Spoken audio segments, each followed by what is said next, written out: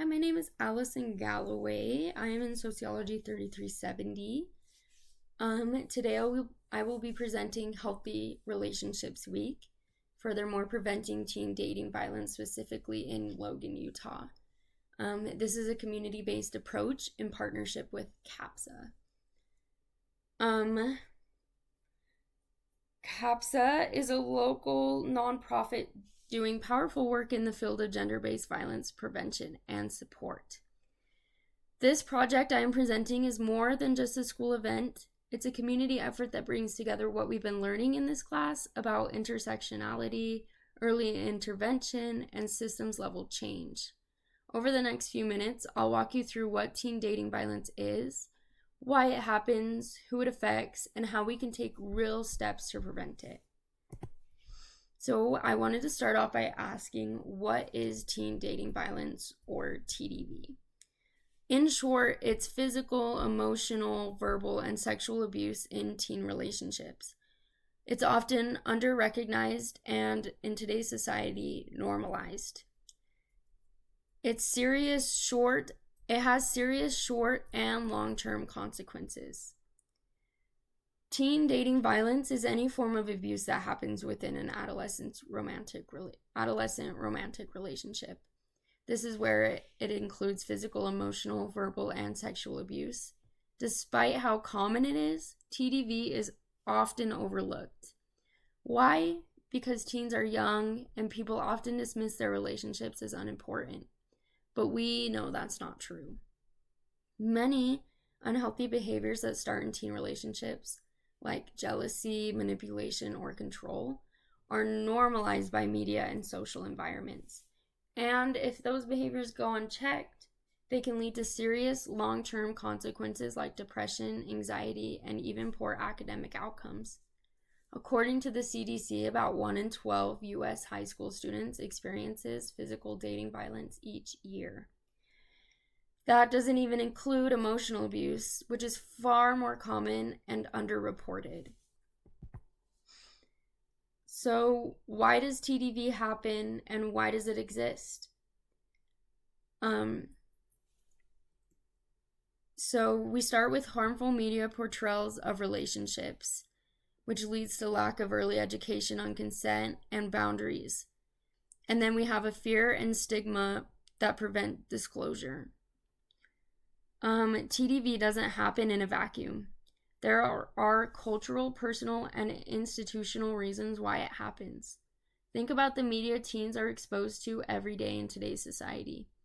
TV shows, TikToks, music. It often portrays unhealthy relationship dynamics as normal or even romantic.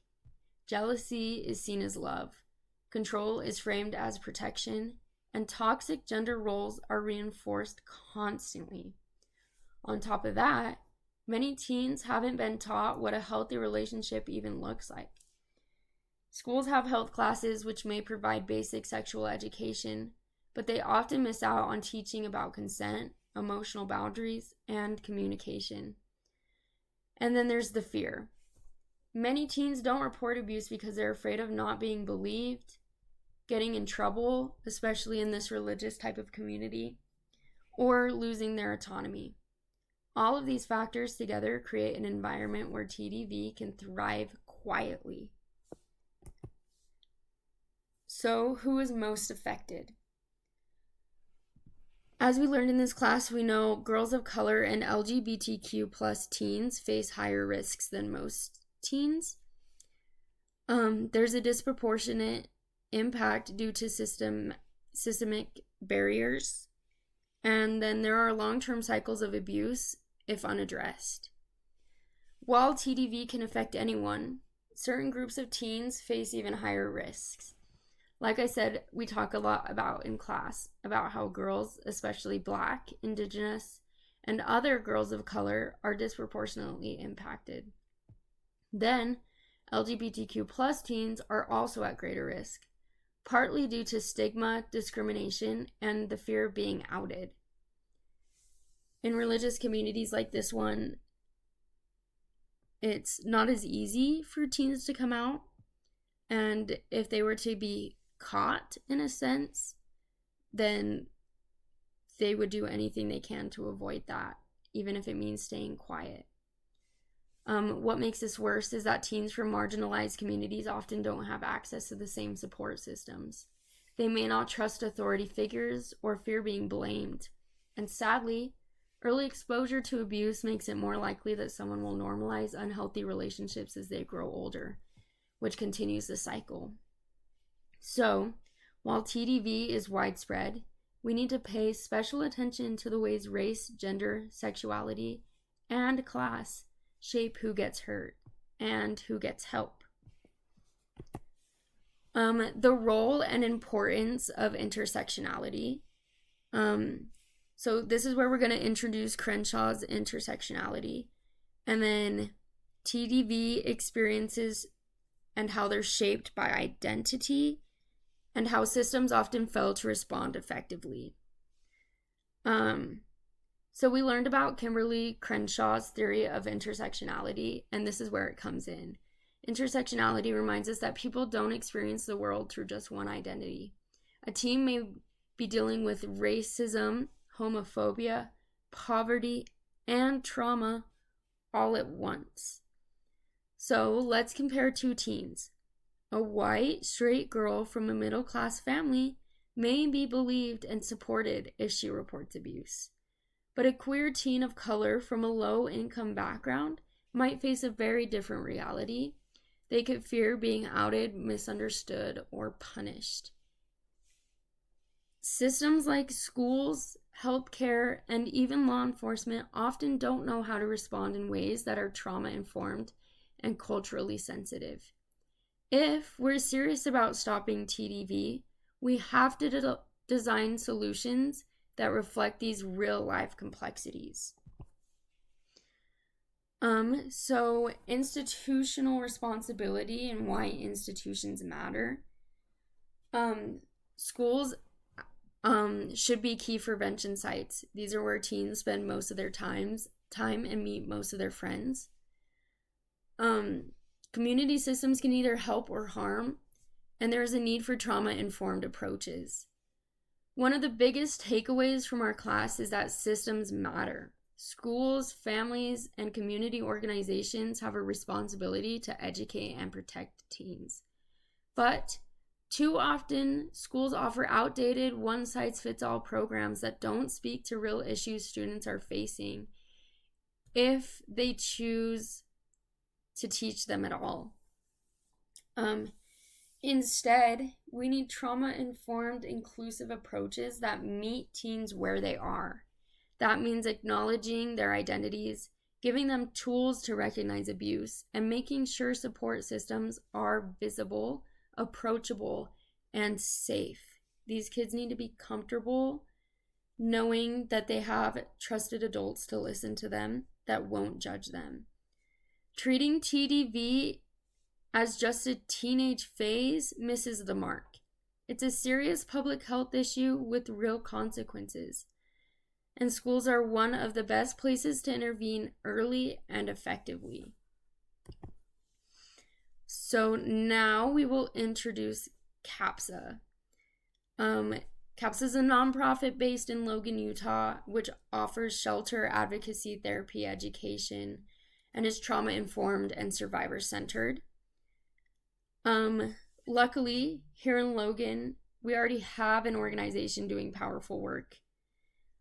CAPSA stands for Citizens Against Physical and Sexual Abuse and provides free confidential services to survivors of domestic violence and sexual assault in Cache County and the Bear Lake area. Their work includes a 24-hour crisis line, emergency shelter, therapy, and legal advocacy. But what's really important for our project is their commitment to prevention. CAPSA already offers school presentations focused on healthy relationships, making them the perfect partner for this initiative. They bring trauma-informed care inclusively and expertise to the table. And they've already built trust in our community. It's rare to find somebody that hasn't already heard about CAPSA. So how does CAPSA align with course concepts? We see their prevention, community engagement, and early intervention. CAPSA's work reflects course principles and then has an emphasis on youth-specific programming. Our course has emphasized the importance of intersectional, preventative, and community-driven strategies to fight gender-based violence. CAPSA checks every one of those boxes. They don't just wait for the harm to happen, they actively work to prevent it. Their staff are trained in trauma-informed care.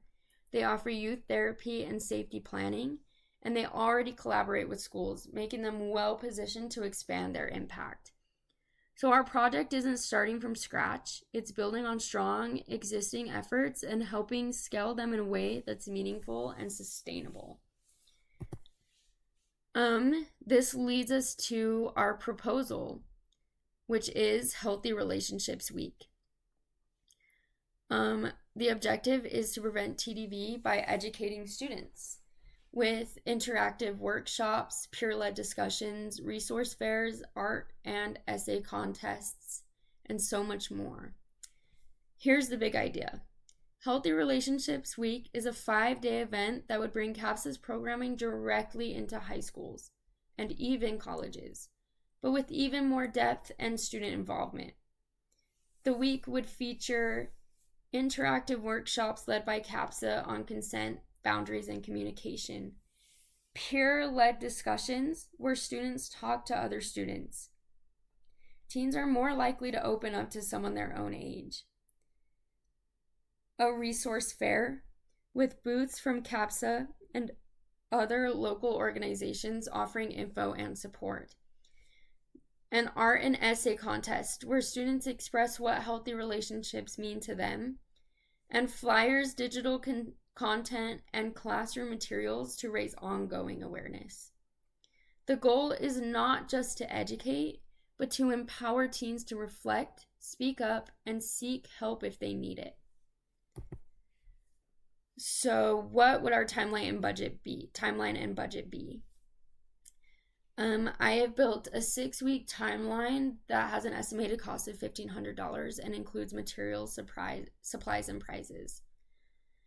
It's designed to be a realistic and manageable proposal, and it would roll out in over 6 weeks, where in week 1 we would meet with CAPSA and school staff to finalize our plans. During week 2, we would recruit and train student leaders for peer discussions. Student leaders are peers that these students and children already trust and love, and everybody knows them and would feel more comfortable and trustworthy of the information if they were made aware of it. Week 3 would create workshop content and promotional materials. Week 4 would begin outreach, including flyers, announcements, and social media. Week 5, we would launch Healthy Relationships Week in schools. During week 6, we would gather feedback and evaluate impact from these students about what they learned and how they felt it affected their schools and their own lives. The total estimated budget is about $1,500, which covers educational materials, promotional items, event supplies, and some small incentives like gift cards or certificates for student participation. It's better to get them involved, and having motivation really will help with that. And then with local partners and CAPSA's infrastructure, this is a cost-effective way to make a big impact. So allies, resistance, and mitigation. Of course, any project like this comes with challenges. We'll need allies like schools, Utah State University's Savvy Office, the Logan Police, and even local businesses to donate or sponsor items. But we also need to be prepared for resistance. Some parents may think the consent is too mature, especially in an environment like Logan, Utah has. Administrators may worry about time or curriculum constraints. And there may be cultural or religious differences in how relationships are viewed, which is also a huge one for Logan, Utah. To address this, we'll host informational sessions for parents, work closely with administrators, and design materials that are inclusive and respectful. The goal isn't to offend, it's to inform. And with thoughtful communication, we can bring everyone on board. So, in conclusion, and my call to action, along with my final thoughts, TDV is preventable with the right tools.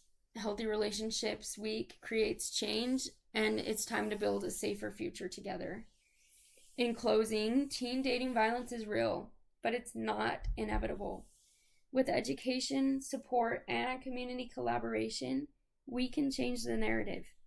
Healthy Relationships Week is a concrete, practical step toward giving young people the tools they need to recognize abuse, ask for help, and build respectful, safe relationships. By working with CAPSA and leveraging what we've learned in this course, we're not just responding to a problem, we're preventing it. I hope you'll support this initiative and join me in making our schools and communities safer for everyone. Thank you.